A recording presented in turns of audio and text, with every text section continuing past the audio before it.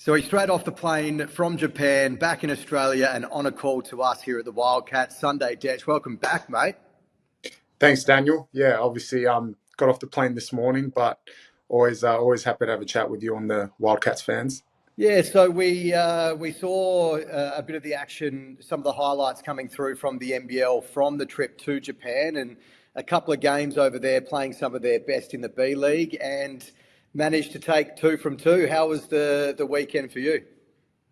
Yeah, it was a great week. I think first and foremost, right, when you get an opportunity to go to Japan and represent the NBL and experience a new culture, you can't take that for granted. And then obviously doing it alongside some former teammates, some guys we've known for a while, and guys we competed against over 5, 6, 7, 8 years in the NBL. So it was pretty cool. And then to head over there and then get 2 wins against some quality competition tops off the week.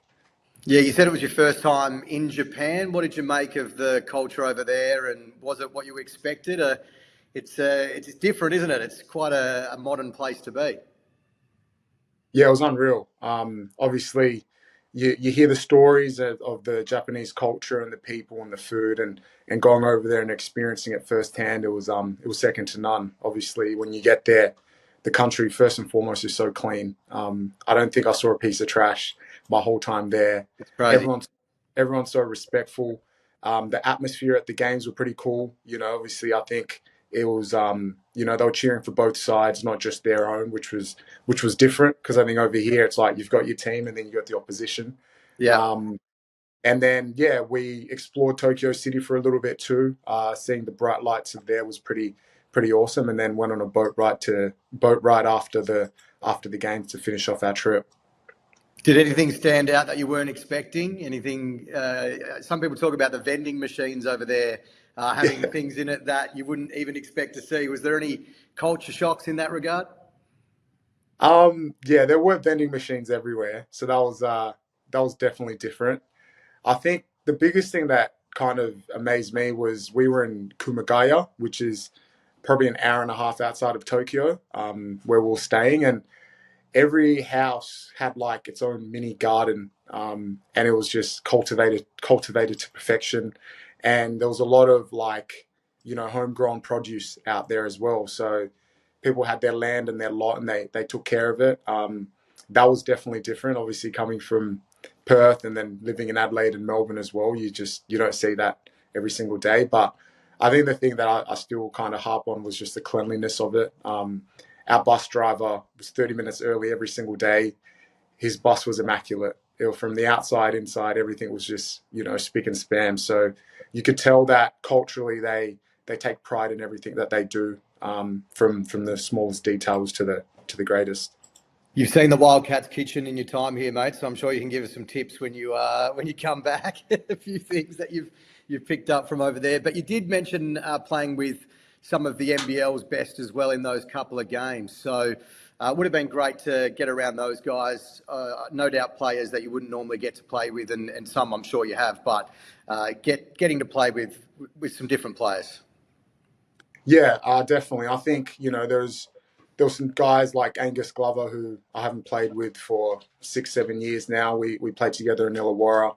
There was Todd, played together in Adelaide, and then obviously a Wildcats faithful as well. So it was good to reconnect with him. And then there was just a bunch of new guys who you've kind of seen over the years around the league, and it's good to know who they were, know a bit behind the scenes, just outside of the competitive environment, which was pretty cool. Yeah.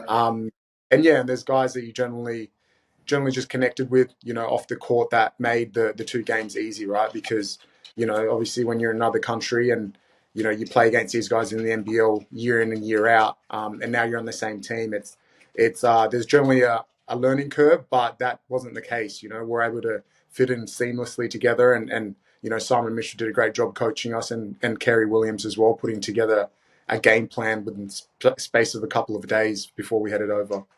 How was the hotel set up this time around? Did you have to room with anyone? Did you get your own? Did anything off court you can give us on any of the guys? Everyone had their own room. Okay, good. It was good. The beds were small. I think everything's just a little bit smaller in Japan. Yeah. but no, everyone kind of had their own nuances, little quirks, and I think DJ Mitchell was hilarious. He was one of the funniest on the trip, and so was a catch Aaliyah. Yeah, nice. And did you get to celebrate the two games? How does it go down after you win those two with the NBL Select team? It was a quick turnaround. Obviously, we went over last Wednesday, got in late that night, tour days on Thursday, trained on Friday, explored a bit of Tokyo. So, yeah, we really only had three and a half sessions before getting on court to play on Saturday night. Yep. And once again, it was pretty seamless. Like Simon and Kerry did an awesome job with the group, and then played again on Sunday. And then our flight wasn't till Monday night, so we're able to get a boat ride, explore a bit of the city again, and then get on the plane. So I guess the celebrating happened the next day when we kind of just did our shopping and did our exploring. We wanted a few extra days, but obviously time permitting, and guys have to get back for team commitments and stuff like that. But we definitely had our fair share of hanging out and stuff in between games and trainings. And speaking on team commitments, pre-season is approaching here at the Wildcats. When do we see you here in Perth and getting ready for the season? And what are you expecting for NBL 26 here at the Wildcats? Look, I'm super excited, obviously, to be coming back home and playing in front of the Red Army, but just getting to work with my new teammates and new coaches and stuff. We've been in contact through all off season, so it's going to be pretty seamless coming back.